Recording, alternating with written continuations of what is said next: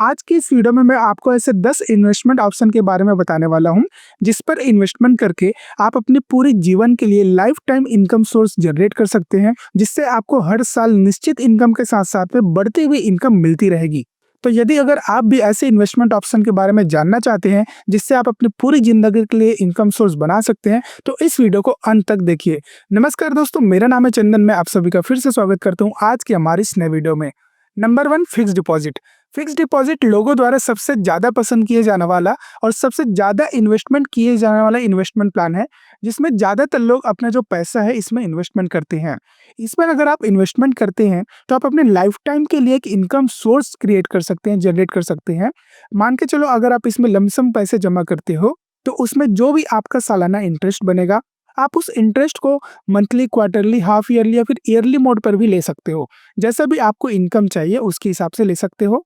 इसका जो इंटरेस्ट होता है वो बैंक टू बैंक वरी करते हैं। किसी बैंक में आपको 6%, 7% देखने को मिलता है, या फिर किसी किसी बैंक में आपको 7.5%, 8% तक का भी जो इंटरेस्ट रेट है आपको फिक्स डिपॉजिट में मिल जाता है। अब फिक्स डिपॉजिट से यदि अगर आपको लाइफ टाइम इनकम लेना है तो कहीं ना कहीं आपको एक लमसम पैसा इसमें जमा करना होता है। लेकिन अगर आप एक छोटे अमाउंट से एक अच्छा डिपॉजिट क्रिएट करना चाहते हैं, एक लमसम पैसा जमा करना चाहते हैं, तो आप आरडी के माध्यम से भी पैसा जमा करना चालू कर सकते हैं, जिससे आपका पैसा धीरे धीरे करके जमा होते रहेगा। और जब एक लमसम पैसा क्रिएट हो जाएगा, लमसम अमाउंट क्रिएट हो जाएगा, उसके बाद में फिर आप इसका जो इंटरेस्ट है उसको एफडी में कन्वर्ट करा के मंथली मोड या फिर क्वार्टरली मोड, आपको जैसा भी चाहिए आप वैसा कन्वर्ट करवा सकते हो। Number 2, post office monthly income scheme. Post office की जो मंथली इनकम स्कीम है, बहुत सारे लोग जो सीनियर सिटीजन है या फिर जिनके पास में लमसम पैसा है और वो अपना एक सेकेंडरी इनकम सोर्स चाहते हैं लेकिन गारंटीड इनकम चाहते हैं, वो लोग अपना इन्वेस्टमेंट इसमें करना पसंद करते हैं। आज के समय में अगर देखा जाए तो post office monthly saving scheme में आपको 7.4% इंटरेस्ट रेट मिलता है। इस स्कीम में आपको लमसम पैसे जमा करने होते हैं। इसके बाद में आपको हर महीने जीवन भर के लिए आपको एक निश्चित इनकम मिलती रहती है, जो कि पोस्ट ऑफिस द्वारा हर महीने आपके अकाउंट पर डिपॉजिट कर दिया जाता है। Number 3, senior citizen saving scheme. यदि आपकी उम्र 60 साल या उससे अधिक है तो आप अपना पैसा सीनियर सिटीजन सेविंग स्कीम पर जमा कर सकते हैं। इस पर आज के रेट पर आपको 8.2% का इंटरेस्ट मिलता है। यह जो इंटरेस्ट है आप अपने हिसाब से मंथली, क्वार्टरली, हाफ ईयरली या फिर ईयरली अपने अकाउंट पर ले सकते हैं। ये एक फिक्स डिपॉजिट की तरह ही होता है, लेकिन इस पर आपको जो इंटरेस्ट है नॉर्मल फिक्स डिपॉजिट की अपेक्षा ज्यादा मिलता है। Number 4, corporate deposit. जब बड़ी बड़ी कंपनियों को पैसे की जरूरत पड़ती है तो वो आम नागरिकों से भी लोन ले सकती है कॉर्पोरेट डिपॉजिट के थ्रू। तो ये क्या करते हैं, बेसिकली एक कॉर्पोरेट डिपॉजिट स्कीम लॉन्च करते हैं, जिसके माध्यम से लोगों से पैसे रेस करते हैं और उनको उनके इन्वेस्ट किए गए पैसे पर एक निश्चित इंटरेस्ट प्रोवाइड करती है। इसका जो इंटरेस्ट रेट होता है वो कंपनी टू कंपनी डिपेंड करता है। 6% से लेके 12-13% तक भी इंटरेस्ट रेट जो है आपको कॉर्पोरेट एफडी पर या फिर कॉर्पोरेट डिपॉजिट पर देखने को मिल जाता है। ये जो इंटरेस्ट होता है वो नॉर्मल एफडी के मुकाबले थोड़ा ज्यादा होता है, क्योंकि इसमें थोड़ा रिस्क भी होता है। अगर कंपनी आपके द्वारा दिए गए पैसे को सही जगह पर इन्वेस्टमेंट करके अपने कंपनी को अच्छे से चला लेती है, तब तो आपको अच्छे रिटर्न्स मिल सकते हैं। बट वही अगर कंपनी कोई गलत डिसीजन ले लेती है या फिर कंपनी अगर शट डाउन हो जाती है, तब फिर आपका पैसे रिटर्न मिलने की कोई गारंटी नहीं होती है। तो कॉर्पोरेट एफडीज जो होते हैं वो अलग अलग कॉर्पोरेट की रेटिंग्स के हिसाब से होती है। A, double A, triple A rating इसमें होती है। तो जो भी रेटिंग आपको ज्यादा मिलती है उसके हिसाब से आपको इस पर इन्वेस्टमेंट करना चाहिए। अगर आप भी कॉर्पोरेट एफडी पर इन्वेस्टमेंट करना चाहते हैं तो आप उस कंपनी की रेटिंग पहले चेक कर लीजिए, किसकी रेटिंग काफी अच्छी है, उसके बाद ही आपको इस पर इन्वेस्टमेंट करना चाहिए। नंबर 5, गवर्नमेंट सिक्योरिटीज या बॉन्ड। इसको जी सेक भी कहा जाता है। तो जैसे कि कंपनियों को पैसे की जरूरत होती है तो वो लोगों से पैसे रेस करती है एफडी के थ्रू, वैसे जब गवर्नमेंट को पैसे की जरूरत होती है तो वो भी आम नागरिकों से पैसे इकट्ठा करती है थ्रू कॉर्पोरेट डिपॉजिट या फिर जी सेक के माध्यम से। इन डिपॉजिट स्कीम्स में गवर्नमेंट की गारंटी होती है। मतलब यह है कि आपसे जो भी पैसा लिया जाता है वो 100% गारंटीड है, और इस पर आपको जो इंटरेस्ट रेट मिलता है वो नॉर्मल एफडी की तरह ही होता है। इसमें 6 से 7% तक का आज के रेट पर आपको इंटरेस्ट रेट मिलता है। इस पर अगर आप डिपॉजिट करना चाहते हैं तो 3 साल से लेकर 10 साल तक इसका अवधि होता है। अलग अलग समय के लिए अलग अलग इंटरेस्ट रेट यहाँ पर आपको गवर्नमेंट देती है। Number 6, annuity plan. इसको पेंशन प्लान भी कहा जाता है। इंडिया में आपको 2 तरीके का पेंशन प्लान देखने को मिलता है। एक वो जो आपको इंश्योरेंस कंपनीज़ प्रोवाइड करती है और नंबर 2 नेशनल पेंशन स्कीम जो गवर्नमेंट आपको देती है। तो यहाँ पर अगर आप किसी भी इंश्योरेंस कंपनी के थ्रू अगर पेंशन प्लान लेते हैं, तो उसको अलग-अलग कंपनीज़ जो होते हैं, आपके पेंशन फंड को मैनेज करती है। आपके फंड को अलग-अलग जगह पर इन्वेस्टमेंट करती है और उससे जो भी रिटर्न्स आते हैं, वो आपको देता है। इस प्रकार के पेंशन फंड में आपको 9 से 10% तक के भी रिटर्न्स मिल जाते हैं और कुछ पेंशन प्लान ऐसे होते हैं जिस पर आपको गारंटीड फिक्स रिटर्न दिया जाता है, जो कि 7 से लेके 7.5% तक का हो सकता है। अब इस पर आपको कई सारे जो इंश्योरेंस कंपनीज़ है, वो आपको ये बोल के पागल बनाएँगे कि यदि अगर आप आज इन्वेस्टमेंट करते हो और 5 साल या 10 साल के बाद में पेंशन लेने जाते हो, तो यहाँ पर आपको 10% 12% तक का इंटरेस्ट आपको देखने को मिलेगा, जो कि ऐसा बिल्कुल भी नहीं होता है। अगर आप अपने इंटरेस्ट रेट को इन्वेस्टमेंट किए गए समय के हिसाब से अगर नापोगे, तो यहाँ पर आपको जो एवरेज रिटर्न है, वो 6 से 7% 7.5% तक की देखने को मिलेगा। आज के समय पे कोई भी पेंशन स्कीम जो है, जो गारंटीड पेंशन आपको देता है, वो 9% 10% नहीं देता है। दूसरा ऑप्शन है एनपीएस जो कि गवर्नमेंट आपको देती है। तो यहाँ पर आप जो एनपीएस पे पैसे इन्वेस्टमेंट करते हो, तो वो समय अवधि के ऊपर डिपेंड करता है। यदि अगर आप अपनी उम्र के 30 साल 40 साल के में ही अगर आप एनपीएस में इन्वेस्टमेंट करना चालू कर देते हो, तो वहाँ पर आपको जो रिटर्न्स है 13% 14% तक के भी देखने को मिल जाता है। क्योंकि यहाँ पर जो गवर्नमेंट होती है आपके पैसे को 2 अलग-अलग जगह पर इन्वेस्टमेंट करती है। कुछ पैसे को आपका डेब्ट में इन्वेस्टमेंट करती है जहाँ पर आपको मॉडरेट 6% 7% का रिटर्न मिलता है लेकिन गारंटीड मिलता है। कुछ पैसे को वो मार्केट पर इन्वेस्टमेंट करती है जहाँ से आपको मार्केट लिंक रिटर्न आता है। तो यहाँ पर जो आपके रिटर्न्स होता है एवरेज करके कम से कम 12 से 13% 14% तक का हो जाता है। वही अगर आप 50 साल 60 साल की उम्र में अगर पेंशन प्लान पर एंट्री करते हो, तो यहाँ पर आपको मॉडरेट 8 से 9% तक का रिटर्न जो है देखने को मिलेगा।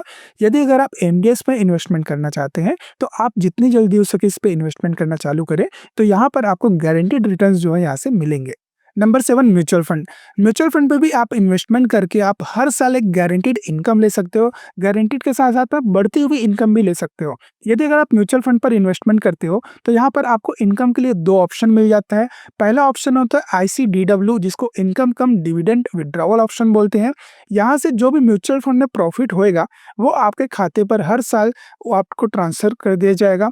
नंबर 2 होता है एसडब्ल्यूपी। तो यदि अगर आप एसडब्ल्यूपी प्लान के अंदर इन्वेस्टमेंट करते हैं, तो साल में आपका फंड जो भी ग्रोथ करेगा उसको आप विथड्रॉ कर सकते हैं या फिर आप अगर कोई लमसम पैसा जो है म्यूचुअल फंड पर इन्वेस्टमेंट करके रख रहे हैं, तो वहाँ से आप एक निश्चित परसेंटेज जो भी आपका पोर्टफोलियो का रहेगा, जो मान के चलो 8% 10% 15% वो हर साल आप निश्चित इनकम के रूप में निकाल सकते हैं। ये जो विथड्रॉवल की फ्रीक्वेंसी होती है, वो मंथली कर सकते हैं, हाफ ईयरली कर सकते हैं या फिर ईयरली। आपको जो भी कन्वीनिएंट लगता है आप उसके हिसाब से कर सकते हो।